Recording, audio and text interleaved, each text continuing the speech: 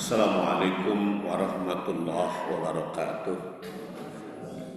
Alhamdulillah wassalatu wassalamu ala rasulillah wa ala alihi wa sahbihi wa mawala.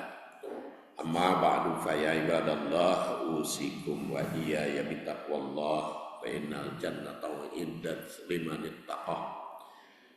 Jamaah, hari ini kita masih membahas hadis tentang bagaimana meraih haji mabrur, merupakan makalah yang keempat, dan makalah yang keempat juga belum tamat. Insyaallah nanti makalah yang kelima mungkin ditamatkannya. Dan hadisnya ini adalah diriwayatkan oleh Imam Ahmad, di satu-satunya hadis yang menjawab pertanyaan sahabat mal hajjul mabrur, itu hanya satu, diriwayatkan oleh Imam Ahmad yang wafat 241 Hijriah.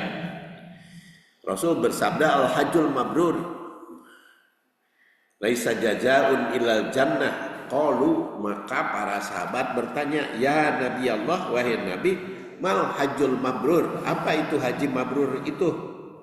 Qala, maka Rasul menjawab, it'amut ta'am wa ifsya'us salam. Dan kajian kita pada bulan yang lalu sampai langkah agar ibadah diterima, yaitu berdasar surat Al-Baqarah ayat 21-22, ya ayuhan nasu budu rabbakumul ladzi khalaqakum wal ladzina min qablikum la'allakum tattaqun alladzi ja'ala lakumul arda firasya was samaa binaa'a wa anzala minas samaa'i maa'an fa akhraja bihi minas samarati rizqan lakum fala taj'alu lillahi andada wa antum ta'lamun. Dan telah kita bahas langkah agar ibadah diterima berdasar ayat ini.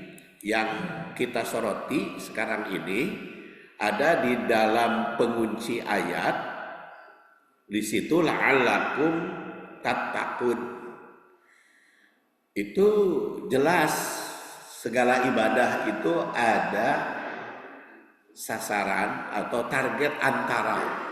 Jadi ada target puncak, tentu adalah mendapat ridho Allah dan surganya. Tapi ada yang dikejar atau dicapai atau diraih antara, yaitu ketika di dunia. Dan itu ternyata semua rukun Islam ada. Jadi baik syahadat yang diucapkan kita dalam setiap sholat, selalu bersyahadat kita, khususnya ketika tasyahud, makanya namanya juga tasyahud, bersaksi, bersyahadat, tasyahud, baik awal maupun akhir. Dan itu diikrarkan asyhadu alla ilaha illallah wa asyhadu anna muhammadar rasulullah. Dan di situ ada target antaranya, yaitu ikrar atau manifestasi dari syahadat itu sendiri, bertauhid dan mengikuti risalah, meneladani Rasul. Kemudian sholat berdasar Al-Quran, kita lihat surat Al-Ankabut, aqimis sholat, dirikan sholat. Target antaranya yang bisa nampak gitu selama hidup di dunia, apa sholat itu? Kan pahala nama, surga nama kan teka tingali selama di dunia. Tapi ada yang manifestasinya kelihatan di dunia, yaitu inna sholata tanha anil fahsya wal munkar. Kelihatan kan oleh manusia itu, mencegah dari perbuatan keji dan munkar, baik dirinya sendiri, keluarga maupun masyarakat. Orang yang sholat itu mencegah, menghalangi untuk perbuatan keji dan munkar, melarang orang untuk berbuat keji dan munkar. Itu kan kelihatan, itu nampak. Kemudian hud min amwalihim sodakotan, ini tentang zakat. Sasaran antaranya apa? Yaitu tutahiruhum wa tuzakkihim biha, Wasolli alaihim. Saran antaranya 3. Tutahhiruhum, menyucikan mereka. Jadi zakat ya bukan menyucikan harta, tapi menyucikan orang. Karena hum di situ tutahhiruhum.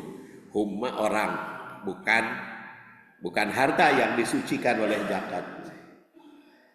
Jadi kalau ada harta yang kurang-kurang halal, disucikannya bukan dengan zakat. Nah itu mah harus dengan menginfakkan lebih dari zakat. Jadi kalau zakat itu kan sudah merupakan kewajiban. Jadi kalau yang kurang-kurang baik gitu, kurang halal ya harus dibersihkan hartanya dengan banyak berinfak, banyak bersedekah. Tapi sasaran zakat yang kelihatannya dia suci dari jiwa kikir, jiwa kumet, atau monopoli, ya. Jiwa monopoli kan kelihatan, terasa oleh masyarakat. Washolli alaihim, dan saling mendoakan. Salat sudah kita bahas pada makalah yang lalu. Ada salat Allah kepada manusia, wa huwa yusolli alaikum. Ada salat malaikat kepada manusia, ada rasul kepada sesama manusia, ada manusia kepada rasul, ada manusia kepada sesama manusia, ada malaikat kepada manusia, ada malaikat kepada rasul. Di salat itu banyak sekali yang biasa kita sebut, ya biasa barusan kita lakukan, salat manusia kepada Allah. Dan di sini washolli alaihim, adanya salat kepada sesama manusia. Tentu saja pengertiannya beda-beda. Salat manusia kepada Allah, ya pengertiannya apa? Kalau Allah kepada manusia, salatnya seperti apa? Antara lain ya mencurahkan rahmat. Itu sasaran dari zakat. Kemudian saum. Kutiba alaikumusiyam, wajib saum. Sasarannya apa? La'alakum tattaqun di dunianya. Jadi pandai menjaga diri dari hal-hal ucap, sikap maupun tindakan yang menjerumuskan kepada kehancuran. Tattaqun. Haji juga sama. Wa adzim finnas bil hajj. Sasarannya liyashhadu manafi'a lahu, meraih manfaat, wa yadhkuru smallah, zikir fi ayyamin ma'lumat, serta menikmati ala ma razaqahum min bahimatil an'am. Jadi dengan demikian seluruh rukun Islam ada sasaran antaranya yang dicapai, maka haji pun jelas. Para sahabat itu bertanya, sekarang haji mabrur itu kan oleh Rasul disebut surga pahalanya, yang bisa kelihatan di dunia seperti apa haji mabrur itu. Maka disinilah dijawab dalam hadis riwayat Ahmad. Sekarang kita lihat kalimat berikutnya, laisa lahu jazaun. Haji mabrur itu tidak ada baginya jazaun, balasan. Terjemah harfiahnya sudah kita bahas, apa itu laisa lahu jaza. Kalimat ini berbentuk menyangkal, laisa lahu jaza, bahwa ibadah haji tidak ada pahala selain dari Allah. Kan kita dalam memahami hadis itu bisa dari sudut khobariyah, bisa dari sudut insya'iyah. Khobariyahnya berita, jadi tidak ada pahala, itu kan berita, tidak ada pahala. Insya'iyahnya apa? Tuntutannya jangan mengharap pahala selain dari Allah. Tidak ada pahala baginya selain dari Allah, ilal jannah. Maka jangan mengharap pahala selain dari Allah. Itu khobariyah bermakna insya'iyah. Jadi jangan mengharap selain dari Allah. Apalah arti dari sudut ibadah jika mengharapkan dari selain Allah? Jadi tidak akan mendapat apa-apa dari Allah. Pahala hanya datang dari penuntut yang memerintahkan. Maka kita pengharapannya hanya kepada Allah. Apa itu? Illal jannah, kecuali surga. Jadi ini juga sebagai khobariyahnya, kalimat ini menegaskan bahwa pahala bagi yang berhaji mabrur adalah surga. Berita ini merupakan janji Allah yang maha benar, yang pasti tidak diragukan lagi. Insya'iyahnya apa? Setiap jamaah dituntut hanya mengharap pahala, hanya mengharap surga. Kenapa gitu? Karena di dalam ayat yang sudah kita bahas pada waktu yang lalu, yang berhaji itu macam-macam tujuannya. Ada yang ingin mengharapkan dunia, mayaqulu rabbana atina fid dunya wa ma lahum fil akhirah min khalaq. Maka dia tidak mendapat apa-apa di akhirat karena harapannya dunia. Maka dunia diberikan oleh Allah. Dengan ibadah haji berharap dunia diberikan oleh Allah. Tapi kalau yang mengharap di dunia, maka di akhirat tidak ada pahala. Ada juga yang hanya mengharapkan akhirat saja. Sehingga di dalam ibadah haji teh akhirat teh wungkul. Jadi urusan dunianya dibiarkan diantep, ya akhirat wungkul. Ada juga yang minan nasi mayaqulu rabbana atina fid dunya hasanah wa fil akhirati hasanah. Ada juga yang ingin dunia akhirat. Dan ada juga yang kina ada benar, ingin jauh dari neraka. Dan semuanya itu diberi oleh Allah Subhanahu wa taala. Harapannya apa? Tapi kesesuaian itu, nasibun itu mimma kasabu, sesuai dengan usaha. Jadi tidak hanya doa. Dan oleh Allah nanti diaudit apabila hasibah, dan itu digambarkan. Nah maka di sini bagusnya mah harusnya ya seharusnya pada haji ya Pak, pahalanya otomatis kalau beribadah haji dengan umrah ya otomatis hanya surga. Jadi penegasan kembali surga lah yang diharapkan untuk meraih surga. Dan di dalam ibadah haji itu dan surga itu sangat kenikmatannya tidak bisa dibayangkan. Wala ainun ra'at wala udunun sami'at, tidak dibayangkan oleh mata, oleh penglihatan, oleh pendengaran. Jadi kalau membayangkan surga itu, seperti ini, jawab oleh sendiri, lebih dari itu kenikmatannya. Bahkan surga itu kan tajri min tahtihal anhar, mengalir kenikmatannya itu di bawahnya. Anhar, yang mengalir teh bukan air. Biasanya kan di dunia mah air yang mengalir teh. Jadi karena di dunia mah air yang mengalir, jadi kalau ingin mendapat nikmat itu kan kita yang aktif, kita yang cari.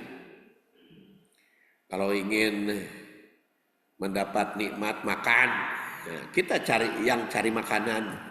Jadi kita mencari baru nikmat. Nikmat bepergian wisata ya kita yang pergi. nikmat hubungan suami istri. Suami ingin menikmati hubungan suami istri, ya si suaminya harus berusaha agar mendapat kenikmatan. Istri ingin menikmati hubungan suami istri, ya si istrinya. Jadi jangan mengharapkan suaminya. Di dunia kan kalau ingin mendapat nikmat kita harus aktif. Tapi kalau di surga enggak, tajri, mentah tiala anhar, nu aktif teh nikmatna datang gitu. Jadi kalau di surga kan bukan kita yang aktif berusaha, tapi kenikmatannya yang datang, tajri, anharnya. Anhar itu kan sungai, jadi sungai nu datang. Itu kenikmatan di surga itu. Jadi bukan kita yang mencari, tapi kenikmatan yang datang di situ. Makanya tidak terbayangkan bagaimana kenikmatannya itu. Dan itu yang diharapkan di dalam ibadah haji. Illal jannah, tegaskan surga itu akan dapat. Qalu, maka para sahabat bertanya, ya Nabi Allah, wahai Nabi Allah. Sahabat itu sangat tertarik otomatis. Seperti apa haji yang mabrur, yang dijamin masuk surga itu, buktinya yang kelihatan di dunia, tanda-tandanya. Hari yang tidak kelihatan maka nggak bisa ditanya kepada Rasul, karena sudah jelas surga itu kan nggak kelihatan. Nah para sahabat itu bertanya, buktinya gimana, tanda-tandanya, realitasnya, kenyataannya yang haji mabrur. Dan yang bertanya kepada Rasul itu banyak, makanya di sini qalu, bukan hanya satu orang, para sahabat itu bertanya. Kemudian memanggil Rasul, ya Nabi Allah, wahai Nabi Allah, karena ini tata tertib atau kesopanan ya. Kalau memanggil itu harus sesuai dengan jabatannya. Makanya kepada Rasul jangan memanggil ya Muhammad, ya Rasulullah atau ya Nabi Allah. Kan dulu nama sebelum jadi Rasul mah Abul Qasim gitu, ya Muhammad. Atau orang-orang jahiliyah memanggilnya ya Muhammad. Kalau para sahabat ya Nabi Allah, ya Rasulullah, wahai Nabi Allah. Di jabatan yang ditanya. Apa yang ditanyakan? Mal hajjul mabrur. Apa itu haji mabrur? Yang kelihatan, yang nampak. Jadi secara langsung bagaimana manifestasi haji yang mabrur itu. Sahabat tentu saja sudah tahu tentang manasik nama.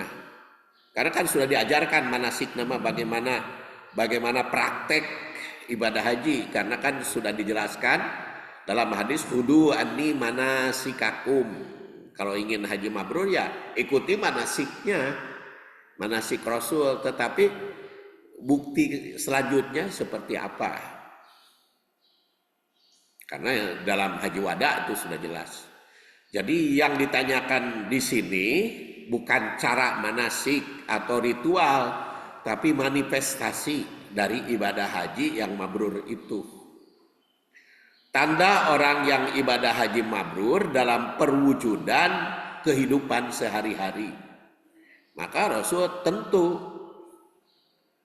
mengerti tentang maksud pertanyaan sahabat itu. Maka Rasul menjawab pun dengan yang bisa dibuktikan. Jawaban pertama adalah it'amut ta'am. Haji mabrur teh mere makan. Itu kelihatannya. Tanda haji mabrur teh sok mere dahareun, mere makan. Jadi orang itu hajinya mabrur atau tidak kelihatannya. Ya kalau manasiknya seperti contoh Rasul sudah jelas.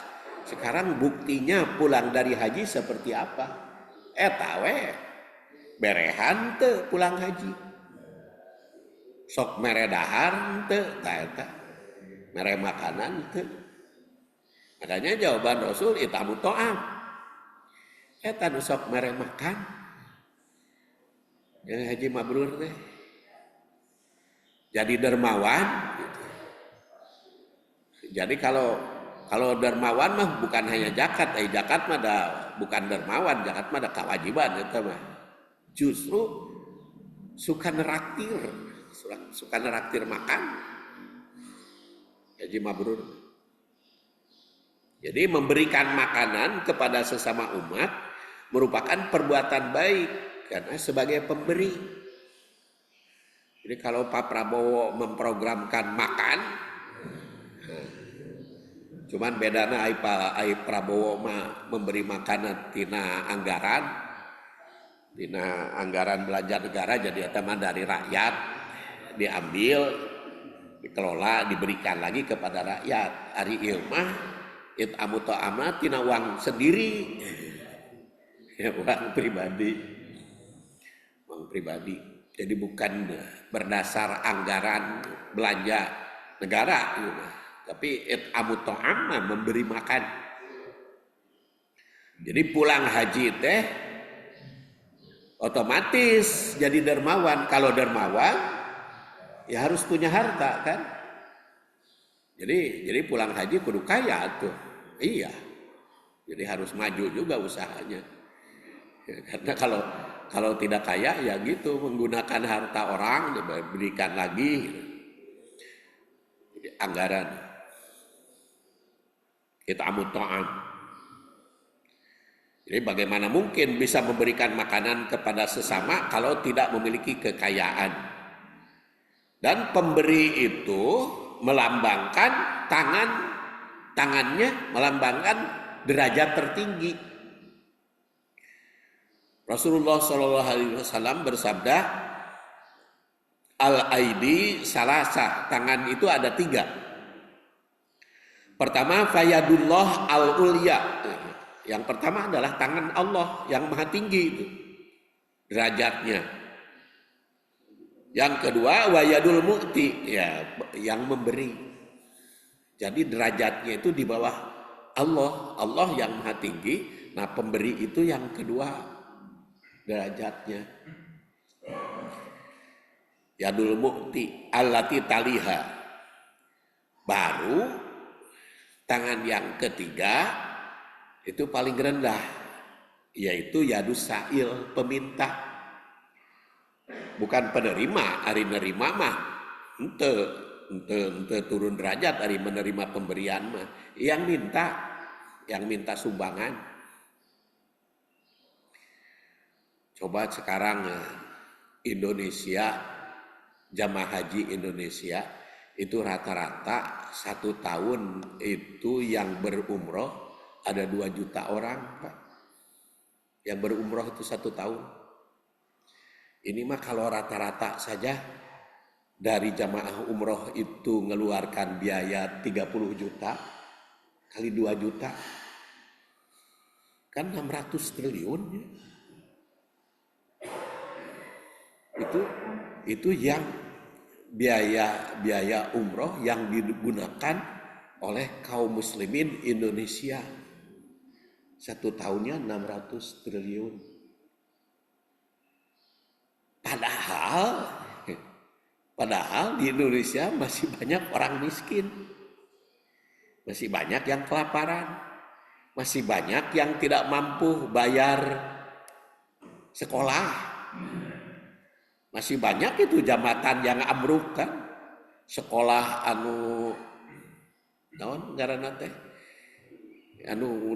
Diberitakan di televisi itu kan, jadi sampai mereka sekolah itu di palataran gitu, di bawah pohon. Banyak yang kesusahan. Pada itu rata-rata 600 triliun digunakan oleh kaum muslimin. Jadi kaum muslimin teh Indonesia teh banyak duitnya. Banyak duitnya, tapi lebih banyak ritual digunakannya itu ritual. Nah, Saya yakin masih banyak gitu.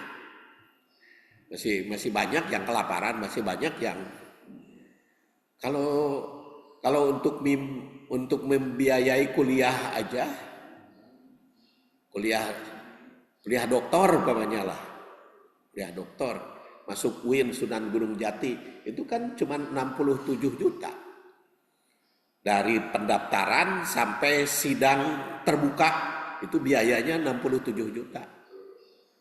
Cok 600 triliun dibagi 67 juta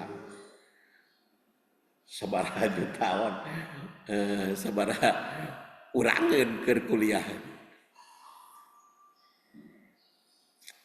Jadi makanya Rasul itu menekankan kalau ingin meraih haji dan umroh bukan hanya urusan ritual bolak-balik ke sana. Makanya haji juga kan cukup satu kali aja seumur hidup, tong sering teuing. Umroh juga kan maksimal setahun, tidak boleh melebihi satu kali umroh juga. Karena Rasul tidak pernah umroh 2 kali dalam 1 tahun.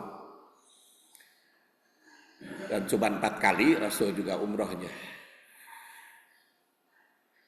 Jadi itu yang perlu kita pikirkan, kenapa Rasulullah SAW kok menegaskan it'amu to'am gitu. Haji yang mabrur, umroh mutaqabbalah. Karena penekanannya harus jadi pemberi. Haji ya cukup 1 kali lah. Tong bolak-balik. Umroh ya lebih banyak dan ada lagi bernilai umroh tapi tidak pergi ke Mekah. Insya Allah nanti setelah tamat kajian hadis ini kita akan bahas hadis yang sudah populer tapi kita perdalam, yaitu bagaimana kita meraih umroh dan haji tidak pergi ke Mekah, tapi meraih nilai umroh dan haji sehingga biaya umroh itu, kalau haji mah jelas, kalau belum wajib gitu kan. Ini bagi yang sudah saya soroti haji itu, bagi yang belum hanya wajib harus. Nah, umrah itu supaya bisa meraih nilainya, tetapi juga yang tadi 600 triliun itu bisa digunakan untuk peningkatan kualitas umat. Maka ditekankan di sini jadi pemberi. Jadi kalau saya sekarang tidak diajak lagi oleh travel umroh ngebimbing, ya wajar karena memang dakwahnya lebih banyak kepada sosial bukan ritual. Karena eta teh dakwah nu kieu teh ngarugikeun travel itu. Atuh lamun disuruh jamaah teh sosialna we umroh mantong sering teuing kan berarti kan ngahalangan travel itu teh. Ya. Makanya adik saya Saiful Islam punya travel, bimbing ku Pak Saifuddin lebih banyak jamaahnya kehidupan sosial tong sering teuing umroh pan jadi ngarugikeun travel. Tapi kan begitu hadis mengatakan kalau ingin meraih haji dan umroh nah ya eta sering nyumbang ka sesama. Jadi tong sering teuing. Karena apa? Karena al-yadul ulya itu yadul mu'ti, pemberi, bukan yang bolak-balik. Itu hadis riwayat Abu Daud. Jadi dalam hadis ini tersirat bahwa orang pemberi merupakan makhluk termulia. Tangan itu ada 3 macam, yang maha tinggi derajatnya yaitu tangan Allah. Tangan yang memiliki derajat tinggi setelah Allah maka pemberi. Jadi coba kita pikirkan sekarang ini biaya yang begitu besar, rata-rata 30 juta, digunakan untuk melaksanakan hal ini. Jadi pemberi. Makanya disebut it'amut ta'am. Jadi kenapa it'amut ta'am istilahnya itu yang dirasakan oleh umat. Jadi dan kelihatan gitu ya. It'amut ta'am itu kan setiap ahad nyuguhan gitu kan kelihatan tuh kedahareun. Jadi sedangkan tangan yang meminta adalah paling rendah. Bukan penerima. Hari ada yang memberi kita nerima mah tidak turun. Cuman kalau minta itu yang paling rendah. Karena kalau semuanya pemberi tidak ada yang menerima tidak akan jalan kan. Jadi menerima mah tidak turun tapi peminta. Nah, jamaah haji mabrur mesti memiliki derajat tinggi, maka mesti jadi pemberi. Coba bayangkan kita bisa kalau ingin jadi pemberi semua si jamaah pengajian ini parebut kan nantinya teh abdi nujuguhan sampai di jadwal di jadwal pemberi itu karena ingin jadi pemberi semua kan artinya kan di jadwal nanti oleh masjid hari Minggu ini si anu yang nyuguhan, hari ini si anu ya paling kebagian setahun sekali kan cuman 52 kan 50 lah minggu itu karena Ramadan diambil opat jadi 48 lah 48 minggu kan ahad itu 48 can yang libur ya mungkin 40 lah kalau giliran 40 jamaah paling kebagian setahun sekali lamun hayang jadi pemberi semua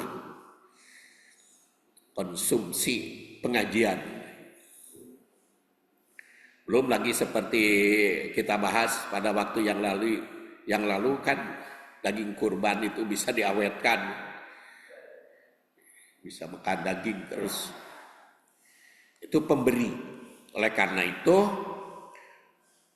mulailah dari memberikan konsumsi yang nampaknya agar meraih haji mabrur.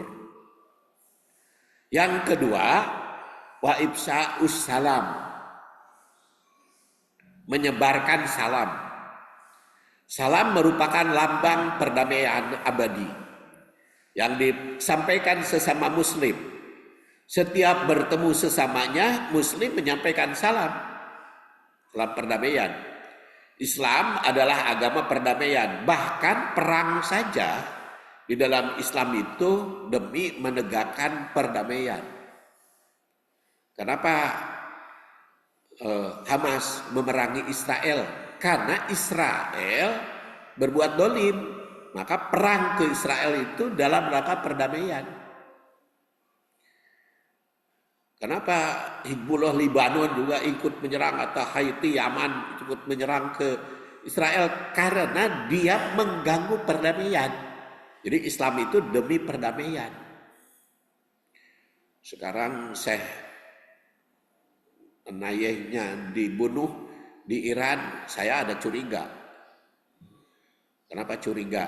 Nah, bagaimana mungkin Israel itu tahu tempat tinggalnya di Iran kalau tidak ada yang membocorkan orang Iran? Tuh wajar kan curiga namanya? Bagaimana kan Iran seharusnya kan melindungi tamunya. Itu pasti ada kerjasama si Yahudinya dengan orang Iran. Kalau tidak kerjasama dengan orang Iran, susah. Tuh, jadi sok aya kecurigaan gitu. Nah, komode sejarahna baheula si Ahmad selalu kerjasama dengan Yahudi deh. Baheula kan gitu. Buating ayeuna oge. Jadi perdamaian. Jadi Ifsa'us salam, menyebarluaskan perdamaian. Ibadah haji merupakan bukti perdamaian seluruh dunia. Karena itu kan bertemu seluruh umat Islam, khususnya di masjid yang bertemu itu ya, setiap waktu sholat. Nah, kemudian bertemu seragam ya di Arafah. Di Arafah bertemu nanti seragam, pakaiannya seragam, doanya. Jadi itu pertemuan di Arafah, makanya disebut Al-Hajju Arafah, Haji Arafah. Itu puncaknya, bukan satu-satunya Arafah ya. Bukan nu penting mah haji mah Arafah we wungkul, bukan itu. Tapi itu penting urusan Arafah. Karena puncaknya perdamaian umat Islam. Ucapannya seragam, kalimatnya seragam, talbiyah itu. Kemudian waktunya juga seragam, dari mulai duhur sampai maghrib. Sebelum duhur mah tidak ada ibadah apa-apa di Arafah itu. Sebelum duhur mah, walaupun jamaah haji Indonesia diberangkatkan ke Arafah dari kemarinnya gitu. Sehingga ada ibadah nanti semalam suntuk di Arafah, ada encan waktuna ada waktu wukuf mati duhur nuju maghrib. Bahkan geus maghrib oge, begitu maghrib tiba buru-buru kan ke Muzdalifah. Tong wakas salat, bahkan Rasul man teu wakas salat Rasul di Arafah nah. Karena sholat maghrib dan isyanya kan di Muzdalifah. Jadi sebelum sholat maghrib Rasul sudah meninggalkan Arafah. Waktunya itu terbatas. Makanya waktu kemarin hari Arafah, saum Arafah kan berdebat di kalangan umat Islam di Indonesia. Ini karena di situ mah harinya berbeda, di Mekah mah orang teh saum Arafah kan perdebatan itu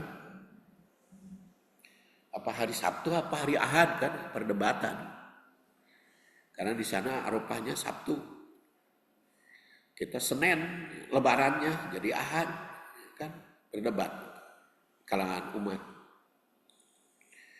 Maka kalau ada yang nanya kepada saya baik yang Sabtu maupun Ahad, tidak ada yang bareng dengan wukuf Arafah. Kalau kita saum Sabtu encan wukuf di Arafah nah.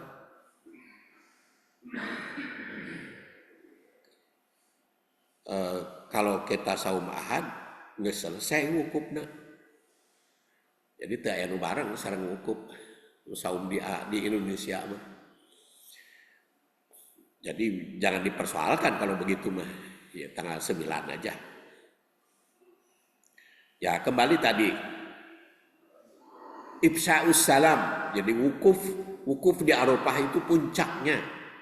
Puncaknya pertemuan seluruh dunia kaum muslimin. Dalam ucapannya sama, pakaian ihram itu seragam yang sama. Ibadah haji itu merupakan bukti perdamaian dunia. Jadi setiap jamaah berkumpul di satu tempat, utamanya sholat, kemudian wukuf dan mabit di Muzdalifah sama.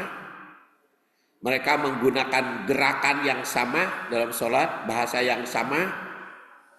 Apalagi kalau Fatihah sama, dipimpin imam yang satu. Walaupun berbeda negara, berbeda bangsa, tuh mempersatukan bahasa dan dalam ibadah itu.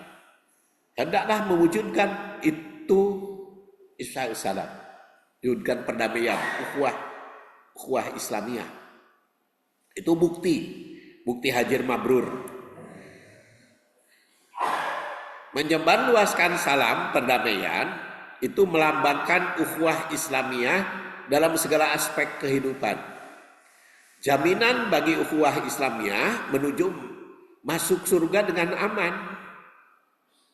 Abdullah bin Salam yang wafat tahun 43 Hijriah meriwayatkan bahwa Rasul bersabda, "Ya ayuhan nas, wahai manusia, absyus salam, sebarluaskan salam perdamaian, at'imut ta'am, memberi makan, konsumsi, traktir, Wasilul arham, jaga silaturahim. Wasallu bil lail, salat malam. Wanasuniam, ketika banyak manusia tidur, maka tadkhulul jannah bisalam, kan masuk surga dengan aman, dengan selamat.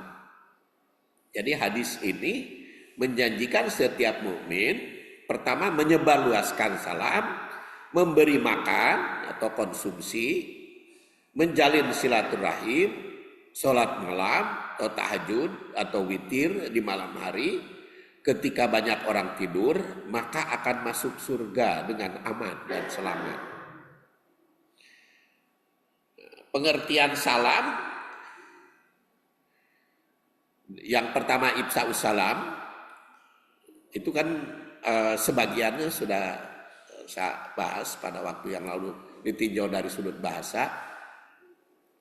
Dan oleh Ad-Damagoni itu dibagi kepada dua poros, dua wajah pengertian salam yang tercantum di dalam Al-Quran.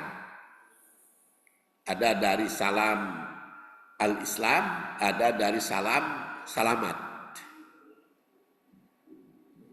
Ad-Damagoni itu kitabnya Islahul Wujuh wan Nadhair, atau istilahnya Kamus Al-Quran, yang wafat 478 Hijriah, abad kelima ya, abad kelima sebelum Imam Ghazali.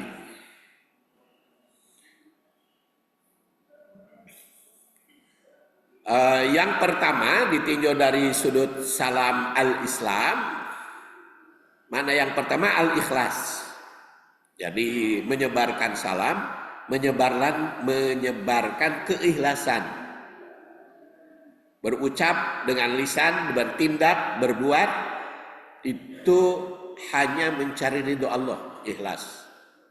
Maka surat Al-Baqarah 131 kata Ad-Damagoni artinya ikhlas. Idz qala lahu rabbuhu aslim qala aslamtu li rabbil alamin. Sini maknanya ikhlas. Ayat ini mengingatkan tentang bagaimana Nabi Ibrahim diperintah Islam secara ikhlas. Maka dia menjawab dengan sepenuhnya hanya mengharap ridho Allah. Maka difahami oleh Ad-Damagoni, aslim di sini mengandung arti ikhlas. Ibrahim mempraktekkan secara ikhlas, walaupun harus mengorbankan segala-galanya. Ya, antara lain yang paling dia cintai, anaknya yang paling dia cintai waktu itu mah anak si mata wayang, kan can lahir Ishak, suruh dikorbankan, siap dari ikhlas mencari ridho Allah. Kalau mencari ridho Allah, apapun harus dikorbankan, dia siap. Kemudian juga firman-Nya Rasulullah SAW ketika menghadapi umat, fa in hajjuka fakul aslamtu wajhiya lillah. Dalam dakwah, kalau ada umat membantahmu, ya udah ikhlas saja pada Allah. Fa in hajjuka fakul aslamtu wajhiya lillah. Jadi kalau ada yang membantahmu, mendebatmu, katakan aku ikhlas. Jadi ayat ini membimbing Rasul agar tetap ikhlas dalam dakwah, utamanya terhadap ahlul kitab yang sering membantah kebenaran. Maka kalimat aslamtu wajhiya lillah, aku ikhlas hanya mencari ridho Allah. Kemudian dalam surat Luqman, wa may yuslim wajhahu ilallah wa huwa muhsin faqad istamsaka bil urwatil wusqa wa ilallahi akibatul umur. Nah, perkataan yuslim wajhahu ilallah sini mengandung arti ikhlas, berserah diri. Jadi umat yang benar-benar ikhlas hanya untuk mendapatkan pahala hanya dari Allah, maka berarti telah berpegang teguh yang dilakukan secara muhsin. Jadi menyebarluaskan salam kaitan dengan ayat ini, menyebarluaskan keikhlasan, ifsa'us salam itu. Kemudian makna yang kedua, salam itu ikrar atau kebulatan tekad yang diucapkan secara lisan, diyakini dalam hati serta dibuktikan dalam perbuatan. Makna semacam ini tercantum pada surat Ali Imran 83. Afa ghairallah dinillah yabgun walahu aslama man fis samawati wal ardh tau'an wa karhan wa ilaihi yurja'un. Di sini apa yang di langit dan di bumi sudah aslam, sudah berikrar secara Islam, dipaksa maupun ridho, tau'an au karhan, dan mereka kembali kepada Allah Subhanahu wa taala.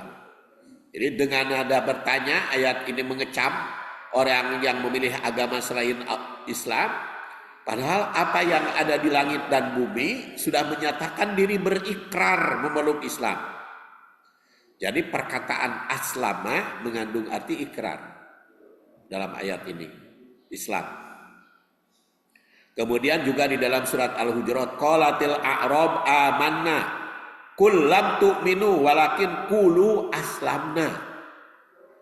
Jadi kalau pura-pura iman itu belum di dalam hati, itu baru aslamna, baru ikrar dalam Islam. Iman bukan hanya bukan paksaan, tapi berlaku untuk yang rela berikrar.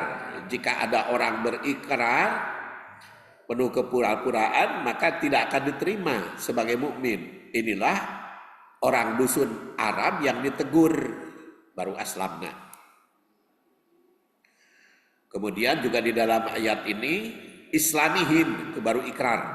Yahlifuna billah maqalu walaqad qalu kalimatal kufri wa kafaru ba'da islamihim. Kufur setelah Islam, itu ikrar. Kemudian yang ketiga, Islam bermakna as-sulhu, perdamaian.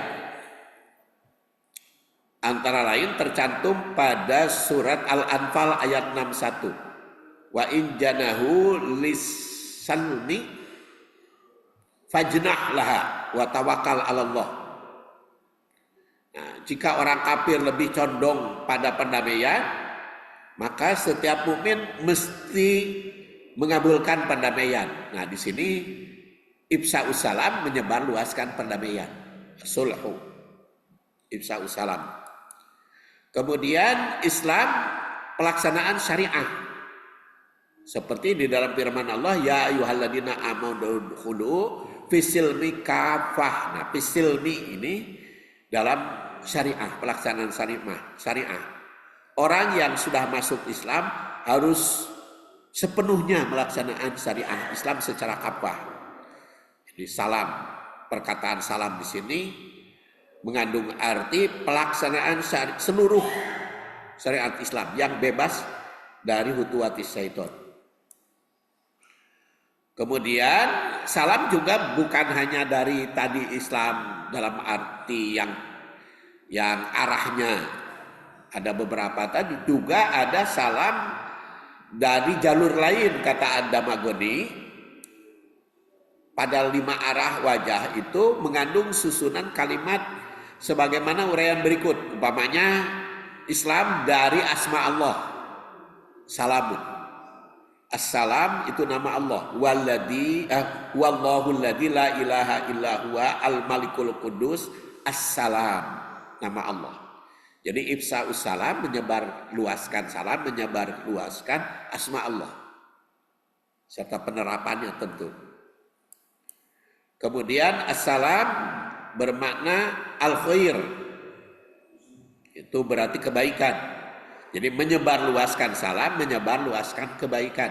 Fasfah anhum wa qul salamun fasaufa ya'lamun. Ucapan salam dalam kalimat ini disampaikan kepada orang yang tidak beriman karena kebodohan sehingga terus menerus membantah. Ya udah, salam, kamu baik-baik aja sesuai dengan apa keinginanmu. Salam.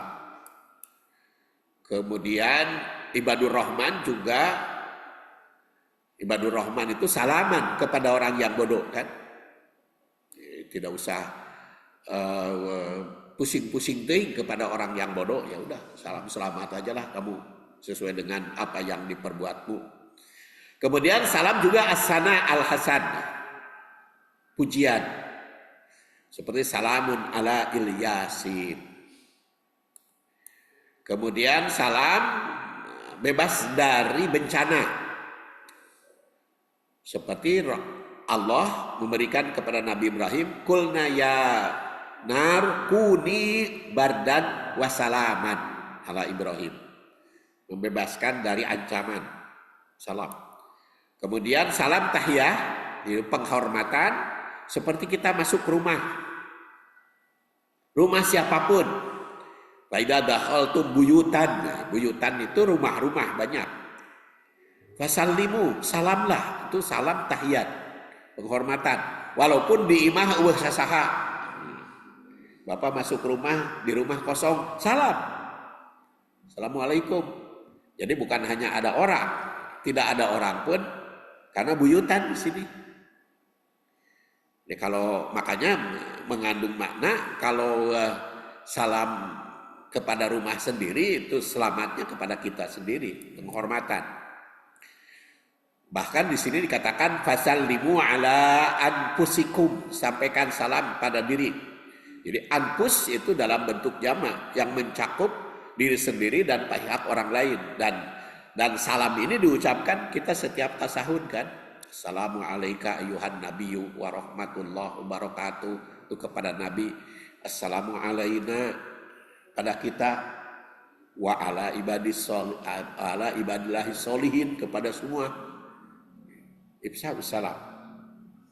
Jadi kalau Rasulullah SAW ifsa'us salam di dalam ibadah haji itu cukup luas.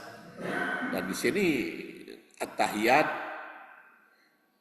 wassalawat, at-tahiyatu lillah wassalawat wattayyibat. Assalamu alayka ayyuhan nabiyyu warahmatullahi wabarakatuh. Assalamu alaina.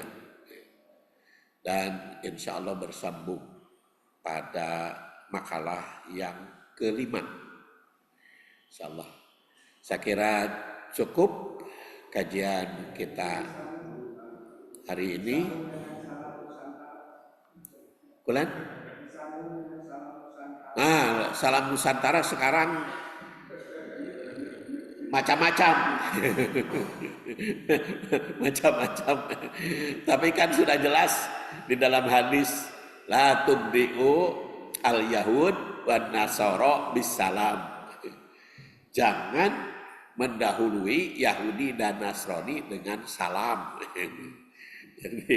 Jadi salam Nusantara ternyata kalau ditinjau dari sudut sejarah, salam Nusantara teh awalnya ketika PDI berkuasa kan, ketika PDI menang kan, dan zaman Soeharto mah teu aya itu, zaman Soeharto, zaman Habibie salam dicampur aduk. Oh zaman Gus Dur mulai, ada acan zaman Gus Dur. Jadi zaman PDI itu mah salam dicampur aduk. Ya jelas hadisnya kan kul huwallahu, apa hadis ayatnya kan kul huwallahu ahad. Terus, nah insya Allah bersambung ke makalah yang kelima. Saya kira kita cukupkan hari ini. Subhanakallahumma wa bihamdik asyhadu an la ilaha illa anta astaghfiruka wa atubu ilaik. Assalamualaikum warahmatullahi wabarakatuh.